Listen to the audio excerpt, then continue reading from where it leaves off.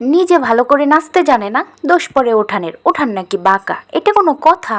Hello, আসসালামু আলাইকুম, this is Swarna from স্বর্ণাস lifestyle and blog. আপনাদের মাঝে আরো একটি নতুন ভিডিও নিয়ে চলে আসলাম। তো আজকে আমি বানাবো কুমড়োর মোরব্বা। তো প্রথমেই আমি বলছি যে নাচতে না জানলে উঠান বাঁকা, এরকম একটা ডায়লগ আছে। তো এটা বলার কারণ হচ্ছে অনেকেই হচ্ছে কুমড়ার মোরব্বাটা বানাতে পারে না, এই জন্য বলে থাকে যে এটা বানাতে অনেক ঝামেলা।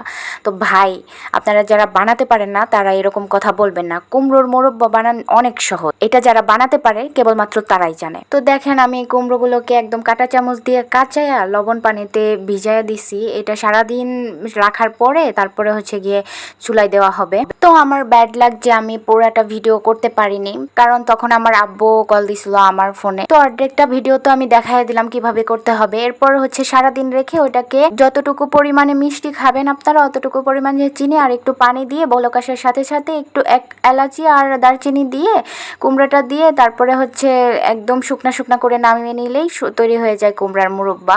একদমই সহজ এটা বানানো। তো দেখেন, আমরা মানে নামায়াই হচ্ছে গরম গরম খাওয়া শুরু করে দিছি। তো আমরা হচ্ছে গরমটাই খেতে অনেক বেশি মানে মজা পাই, আর ঠান্ডাটাও মজা, কিন্তু গরমটাই আমরা খেয়ে ফেলছি পুরাটা। ঠান্ডা করার আর সুযোগ দিইনি, কারণ এত মজা লাগতেছিল এই বছরের প্রথম, তো এই জন্য হচ্ছে অনেক বেশি মজা লাগতেছিল।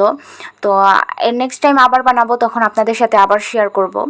তো দেখেন, আমার মেয়েও কি সুন্দর মানে খাইতেছিল এই মোরব্বাটা, ওরও কাছে অনেক মজা লাগছিল। তো এটাকে আমি, আম্মু, আমার ভাই বউ ভাই সবাই মিলে আর কি গরম অবস্থায় খেয়ে শেষ করে ফেলছি। এটা আপনাদেরকে আমি ভিডিওর লাস্টে ভয়েস সহ ভিডিও ওইটা দিয়ে দিব নি, তাহলে আপনারা বুঝতে পারবেন যে কি পরিমাণ মানে গরম ছিল, আর খেয়ে আমরা শেষ করে ফেলছি। তো আমার ভিডিওটা ভালো লাগলে আপনারা অবশ্যই আমাকে বেশি বেশি সাপোর্ট করবেন, আমার চ্যানেলটা সাবস্ক্রাইব করে দেবেন এবং ভিডিওতে একটা লাইক করে দেবেন। আর অবশ্যই আমাকে কমেন্ট করে জানাবেন, তাহলে আমি হচ্ছে বেশি বেশি ভিডিও বানানোর এনার্জিটা পাবো। এখনো গরম, এখনো গরম, এই যে চুলার তাপ এখনো যায় নাই, আর এখন খাওয়া দাওয়া শেষ, সোনার বাংলাদেশ।